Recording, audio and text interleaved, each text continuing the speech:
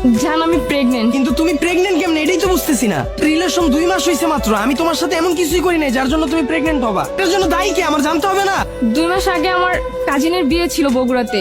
ওদের রাত্রে সবাই ড্রিঙ্কস করছে, নাচানাচি করছে। আমি খুশিতে একটু বেশি ড্রিঙ্কস করে ফেলছিলাম। তারপর আমি সেন্সলেস হয়ে যাই। আর সকালে যখন ঘুম থেকে উঠি তখন বুঝতে পারলাম আমার সাথে কিছু একটা হয়েছে। এখন তুমি কি করতে চাইতেছো এটা বলো আমাকে। আমি বুঝতেছি না কি করা উচিত। তুমি যা বলবো আমি তাই করব, কারণ এই মুহূর্তে তুমি ছাড়া আমার পাশে আর কেউ নাই। আচ্ছা, আমার পরিচিত একটা বড় ভাই ডক্টর, চলো ওনার সাথে কথা বলি। চলো।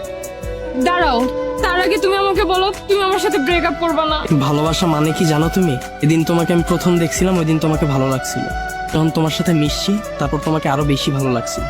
তোমাকে যখন আমার ভালো লাগছিল, এরপর আর কোনো কিছুই ভালো লাগে না। যে আজকে এসে আমাকে বলতা 2 মাস আগে তোমার একটা রিলেশন ছিল, ওই ছেলেটা তোমাকে প্রেগনেন্ট করে দিয়ে ব্রেকআপ করে চলে গেছে, তবুও তোমাকে বলি ভালোবাসি। তোমার অতীত কেন, আমি তোমার বর্তমানকে ভালোবাসি।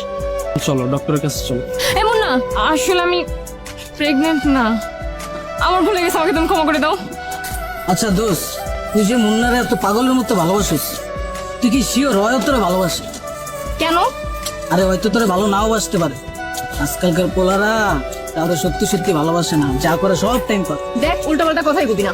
ওই যে তোরা ছাইরা যাইবো না, এর কি কোনো গ্যারান্টি আছে? আজকালকার পোলারা 2 মাস পর পর কিন্তু গার্লফ্রেন্ড চেঞ্জ করে। তখন তোমার ছাইরা চলে যাবো, তখন তুমি কান্নাকাটি করে আমার কাছে এক আনবা। এটি ভাই সহ্য করা যাবো না। দেখ, মুন্না এই ধরনের ছেলেই না। আর একটা টেস্ট কর, টেস্টে যদি পাস করে তাহলে তো বোঝা যাবে তোরে ভালোবাসে নাকি ভালোবাসে না। তুই ক, তুই প্রেগনেন্ট? প্রেগনেন্ট মানে? এই তোর কি মাথা ঠিক আছে? আমার মাথা সবই ঠিক আছে রে ভাই। তুই ওই 2 মাস আগে বিয়া বাড়িতে গেছিলি তোর কাজিনের বিয়া, তখন তুই অগলগে মাতলামি করছিস, ছোট্ট একটা ভুল করছিস। এরপরে তোর লগে কি হয়েছে তুই কিছুই জানোস না, তুই প্রেগনেন্ট। এটা শোনার পর দেখবি ওর ভালোবাসা পলাইছে। আর যদি এটা শোনার পর ও যদি তোর লগে রিলেশন কন্টিনিউ করতে চায়, তাহলে বুঝবি হয় তোর সত্যি সত্যি ভালোবাসে। আসলে কি হয়েছে, আমি আমার ফ্রেন্ডের কথা বিশ্বাস করে তোমাকে টেস্ট করতে গিয়ে আমি নিজেই নিজের ভালোবাসাকে অপমান করছি।